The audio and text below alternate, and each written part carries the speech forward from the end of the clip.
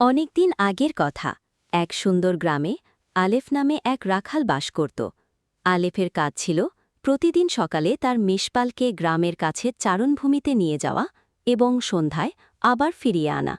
সে তার ভেড়াগুলোকে খুব ভালোবাসত এবং যত্ন করে রাখত। একদিন আলেফ তার ভেড়া চড়াচ্ছিল।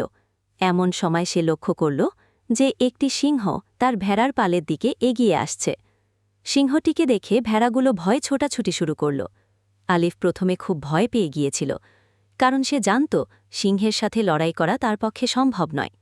কিন্তু পরক্ষণেই তার মনে হল যে তার ভেড়াগুলোকে রক্ষা করা তার দায়িত্ব। সে সাহস সঞ্চয় করল এবং একটি বুদ্ধি বের করল। সে তার লাঠি দিয়ে মাটিতে জোরে আঘাত করতে শুরু করল এবং একই সাথে বিকট শব্দে চিৎকার করতে লাগল। তার চিৎকারে এবং লাঠির আঘাতে মাটি থেকে ধুলো উঠতে লাগল। সিংহটি প্রথমে থমকে গেল। সে দেখল